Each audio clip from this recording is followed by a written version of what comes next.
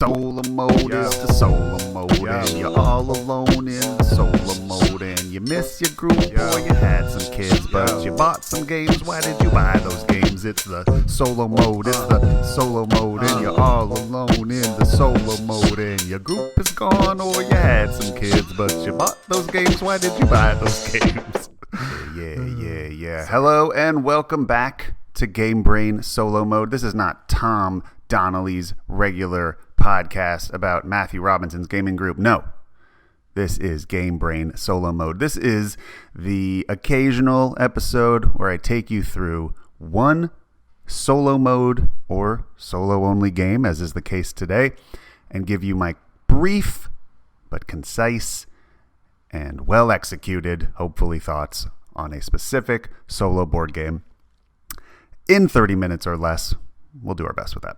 Today, we are going to be reviewing Nemo's War, possibly my favorite genre of solo mode games that are only solo games. Yes, technically, there's a cooperative mode here that was added in like the last 3rd edition Kickstarter or something, but this is a solo game. This means this is a board game you buy to play alone, by yourself, only unless you've got the cooperative mode, but I'll never play it. I don't know about it. I don't recommend it. This is a solo game. This is a game that was designed to be played solo. Let's talk about it. Let me give you the stats on this one. It's called Nemo's War.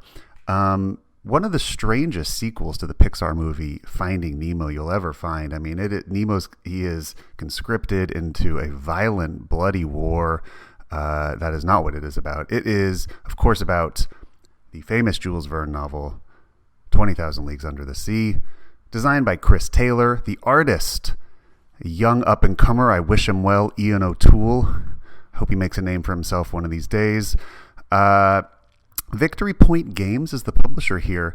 Now, if I had recorded this about a week ago, I would have some sad news for you that this is a game that is a company produced by a company that went under, doesn't exist anymore. Good luck finding it. But they have announced last week that they are alive and well, and with plans to keep going and reprinting some of their classic titles, Nemo's War being one of those. So if you cannot find a copy right now, you will soon, eventually. We're just happy that this company did not go belly up completely and finally, because they make a lot of awesome games, especially war games. Is Nemo's War a war game? Kinda. It kinda is. I would say more war game than not war game, but let us talk about what it is. This is a game. The box says it plays 60 to 120 minutes.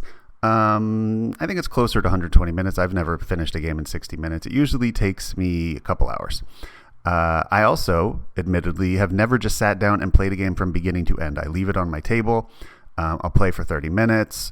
I'll do some work. I'll come back at lunch. I'll play for 30 more minutes. It takes me like 3 or 4 sessions of that, usually for about, 30-minute sessions, so 2 hours or so. The weight says a 303. That's about right. It's a little bit heavy, but not wildly so. But it definitely plays like nothing I have played before, so it took me a minute to grok it. Let us talk about how it plays. Okay. Well, first of all, if you've never read 20,000 Leagues Under the Sea, you will not enjoy this as much as someone who has or seen the movie. I would recommend you read the book. It is an enjoyable book. It is some sort of strange fever dream of Elon Musk, I think, if I am guessing correctly on the theme. I had never read it before, and one of my favorite things to do is just get immersed in a world I don't know anything about. And if I've got the board game and there's a book involved, I get super excited. I'm going to read the book. I'm going to play the game. I'm going to be in this world. I'm going to get totally into it.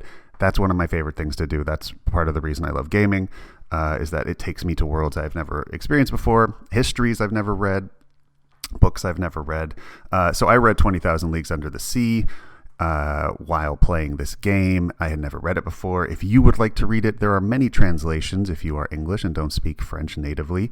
F.P. Walter is my translation of choice. I'm a translation snob. I find it very important to do some research before I read any book not written in English and make sure I'm reading the best translation possible. My research led me to that one, if that's what you want to find. But it is a book you can find for free in most places because it is past the copyright laws. It was written a long time ago. But it is the story of a psychopath billionaire with a giant submarine, and he kidnaps some people, and those people are the people who tell you the story, and they go on some crazy underwater adventures. And I won't spoil the ending, but I enjoyed it. It's definitely episodic and reads like a collection of cool short stories, the further adventures of the kidnapped crew of the Nautilus, which is Nemo's crazy high-tech submarine. But yeah, if you're going to play the game, at least like read a quick synopsis or something. The rulebook gives you a little synopsis, but you have these characters in the game. You got Professor Aronnax and Ned Land and all these people. And if you don't know who they are, there is a connection you will be missing while playing the game, because this is a highly thematic game. This is a really great combination, nay, dare I say, the best combination I have seen in solo games so far of theme and strategy coming together. This is a real game, so it's not just story, it's not just experiential, but there is a lot of story here. So what does it feel like to play Nemo's War? By the way, I am playing the most recent edition. It was redone. The boxes changed shape. They had a Kickstarter for a while. I believe it's the second edition. So Nemo's War second edition is what I'll be talking about today. I think there are some changes. I also have the handful of expansions that are available for it. There were 3. One is called, they're little small packs. They almost look like, like card packs.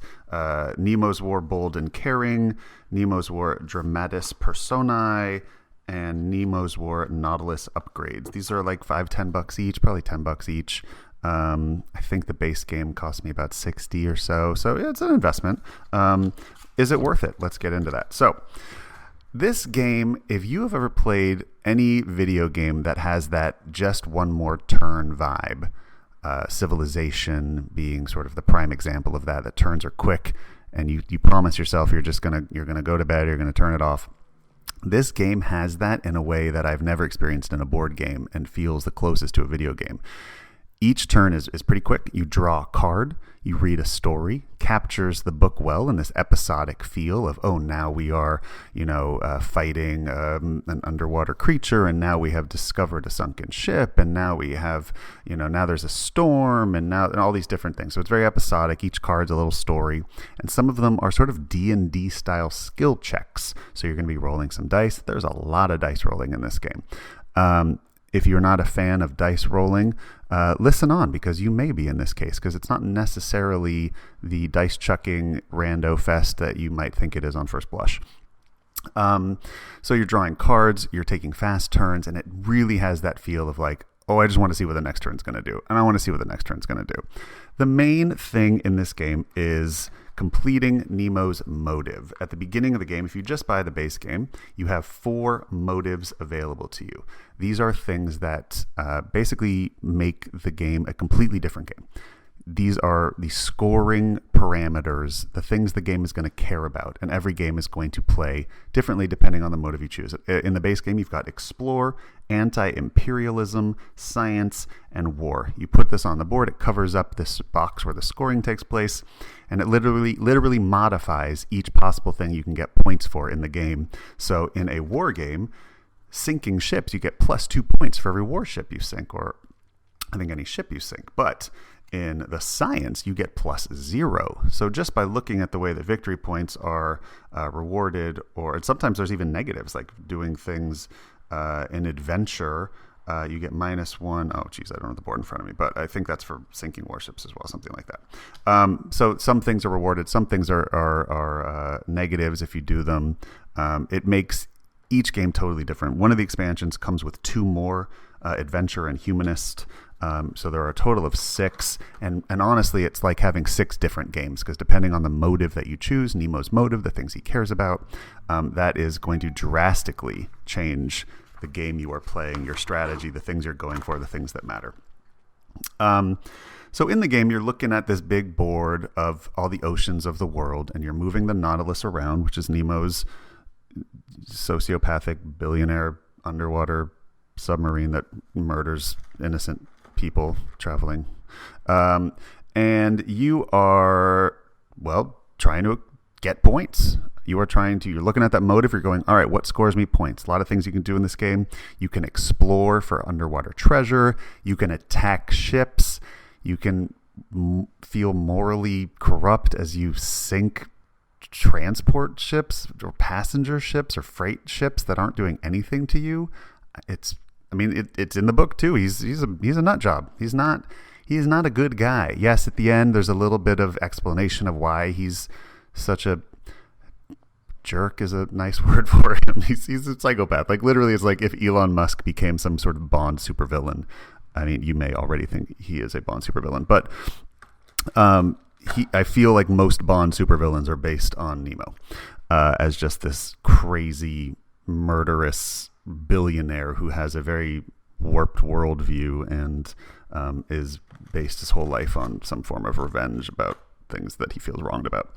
Anyway, you are going around and you're either sinking ships. Sometimes there's warships. The more ships you sink, the worse ships get added to this cup of ships. So a lot of the game is drawing tiles from a cup, a container. I have a little cloth bag I throw them in.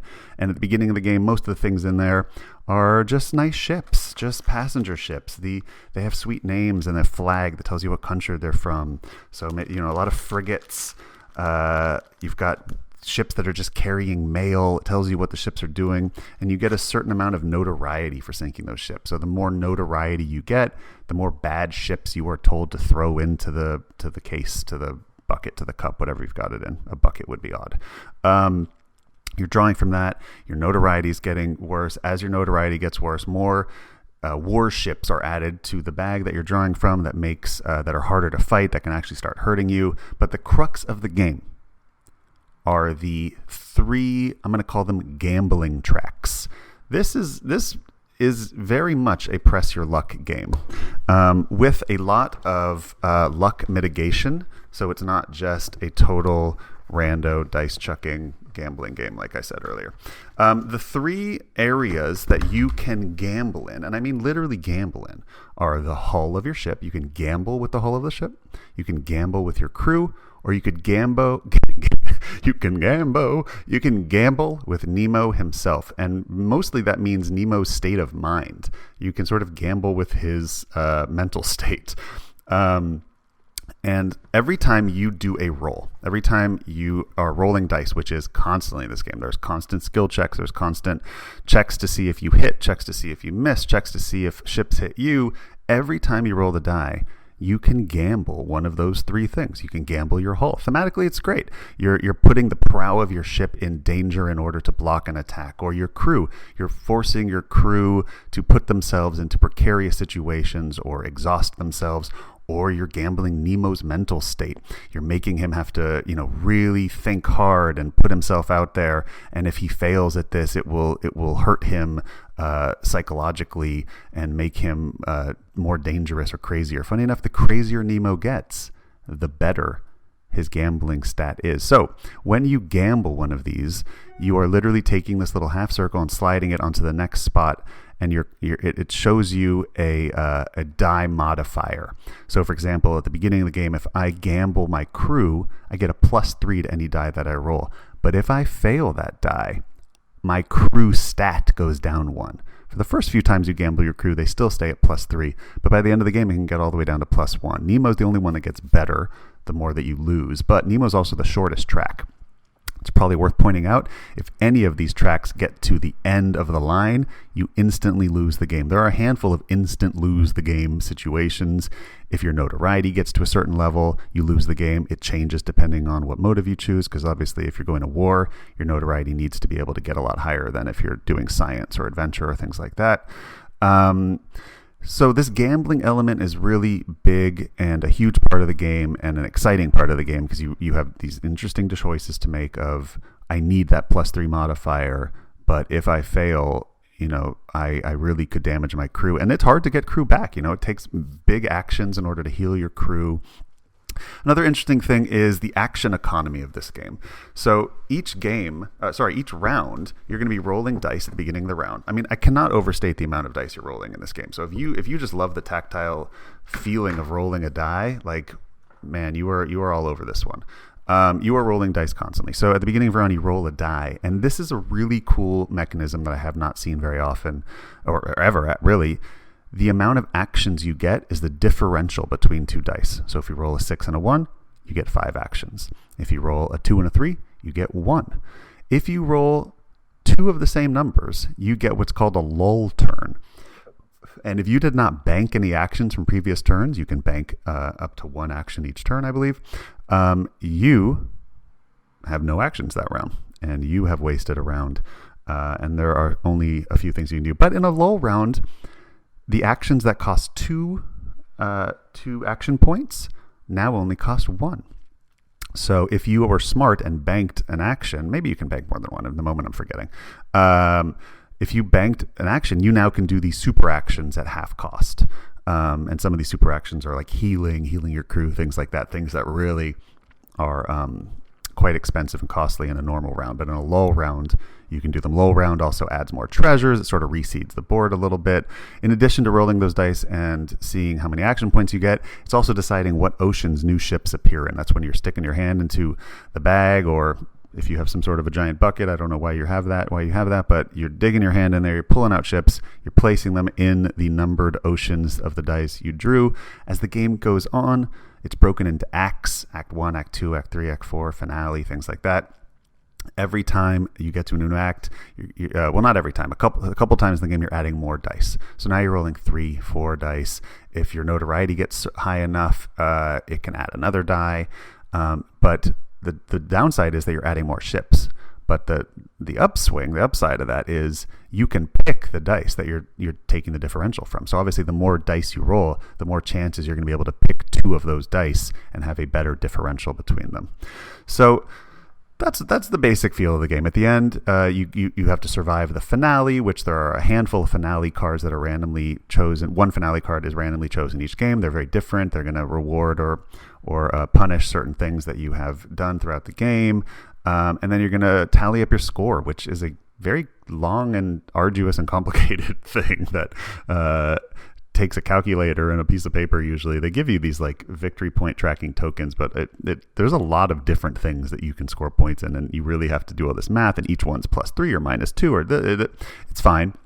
Just know at the end of the game is basically going to just become you and a piece of paper doing some math and seeing how you did. And then, depending on how you did, you then open up this lovely epilogues book, and depending on your score, you read what happened to you, and each epilogue is different depending on the motive that you choose, and there's a nice little story. But it's a beat your own score kind of thing. But there's so much experience here that it doesn't just feel like a soulless score beating. Like you really feel like you were on this adventure, and your motive very much affects the experience that you have.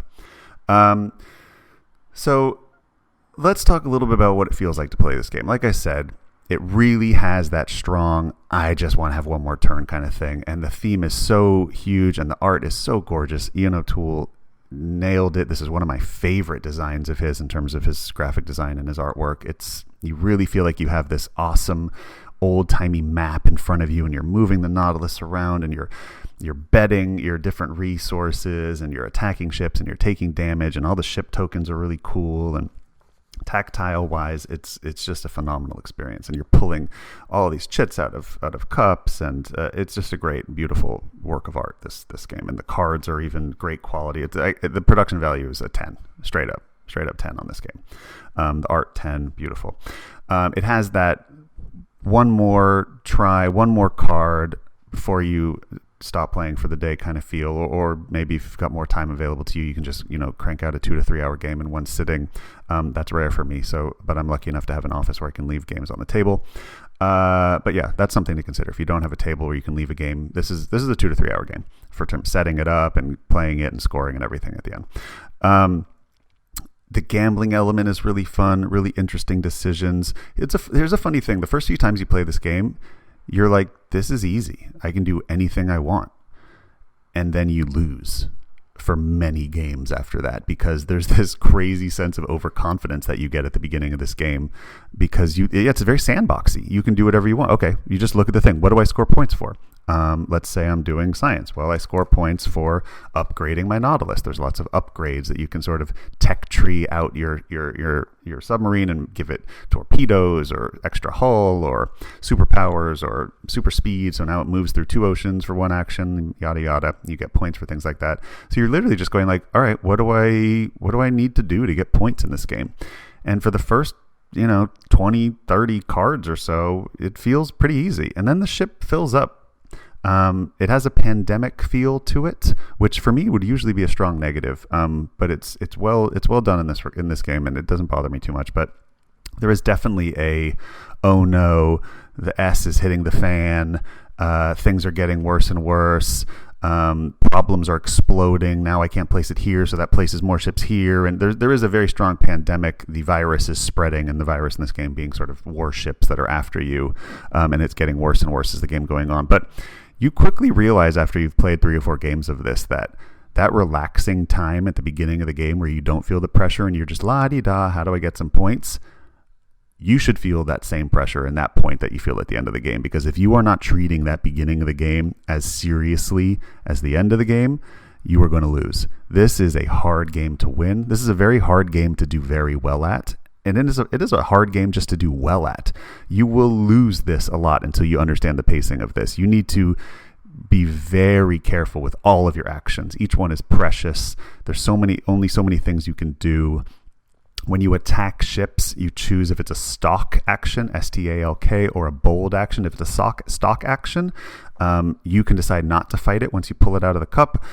You also get a +1 to your modifier, but that's the end of your action. A bold action, you can attack as many ships as you want at your location for 1 action, but you're going to gain a notoriety every time, and you have to fight it when you pull it, and you do not get a +1.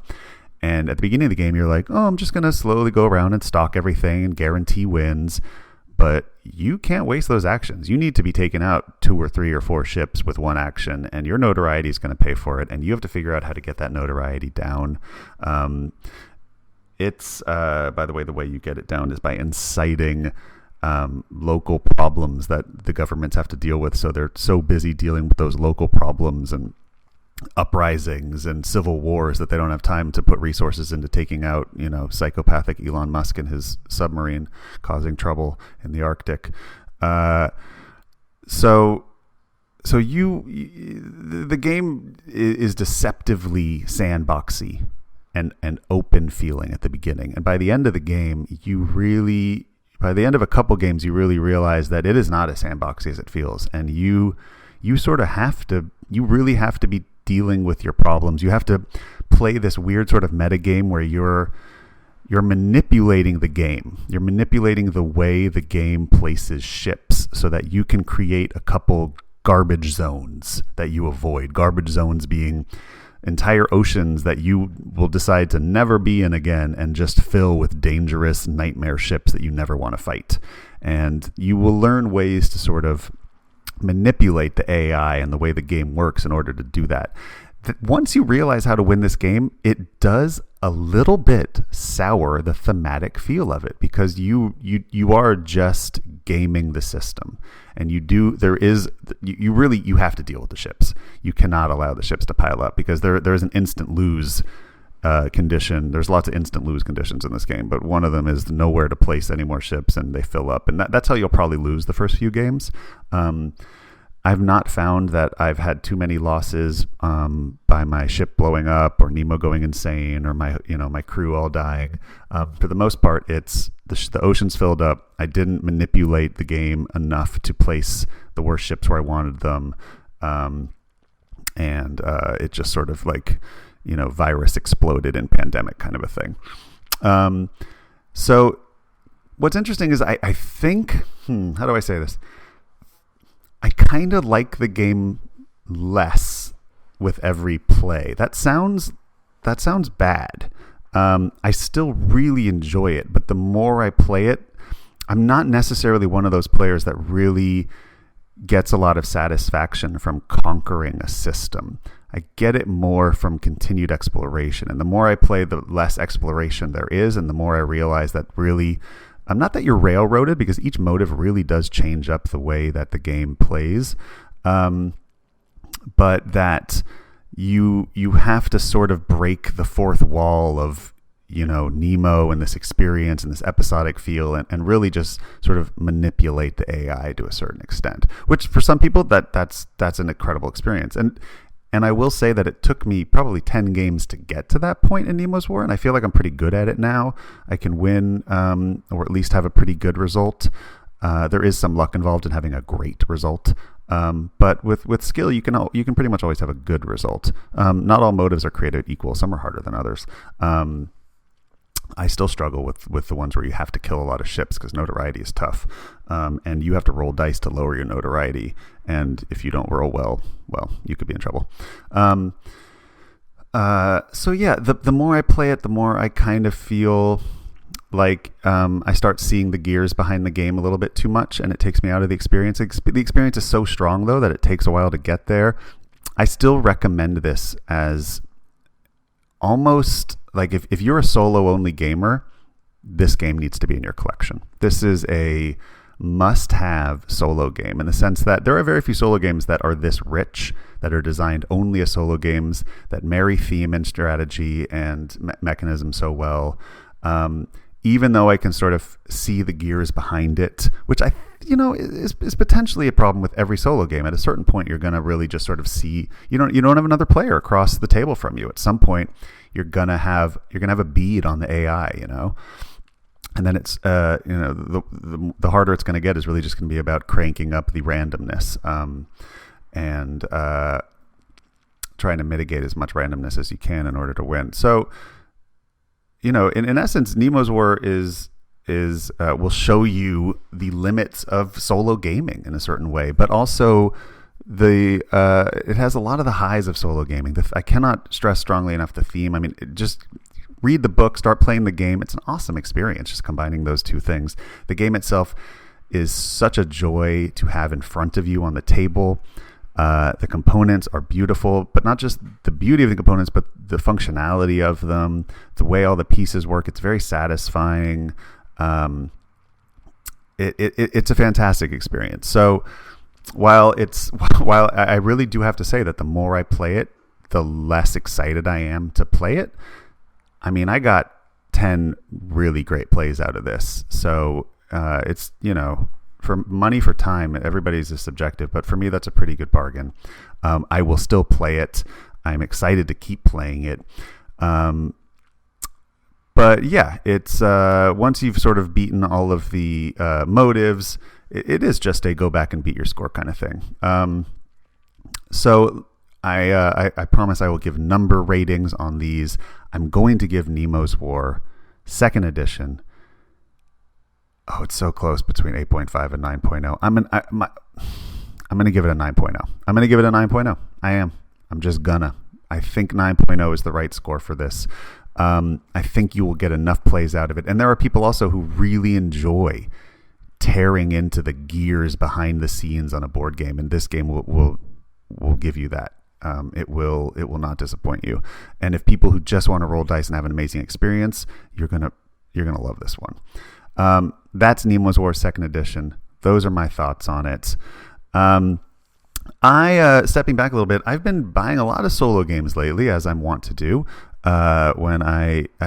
You would think when you have two children that your board game purchasing would drop down, but I think mine's gone the opposite direction. The less I can play, the more I seem to hoard, which I imagine is a relatable thing. But I've been very interested in solo-only games that play best with one.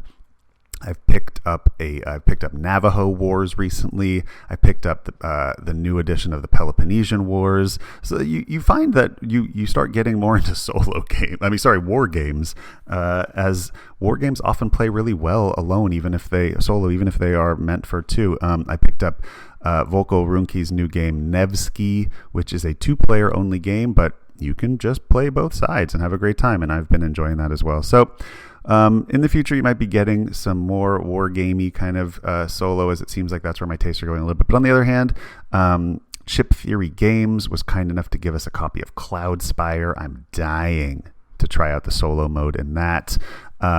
Too Many Bones is one of my favorite solo games of all time. I need to do a review on that at some point. Tainted Grail is still on the table, needs a solo review. Just saying, I've got a lot of solo games on my table. I'm going to do my best to crank through these as quick as I can to get them out to you guys, because it's a great time to be a solo gamer. That'll do it for this week. We are just under 30 minutes. I'm happy about that. Nemo's War, 2nd edition was the review. I will try to be back in the next 2 weeks with another brief solo review for you. Tom Donnelly is out this week, not feeling well. This will probably be the only app you get this week, but we will be back strong next week. Thank you so much for listening. I am Matthew Robinson. This has been Game Brain Solo Mode, and I'm out. Solo mode is the solo mode, and you're all alone in the solo mode, and you miss your group or you had some kids, but you bought some games. Why did you buy those games? It's the solo mode. It's the solo mode, and you're all alone in the solo mode, and your group is gone or you had some kids, but you bought those games. Why did you buy those games? Sorry.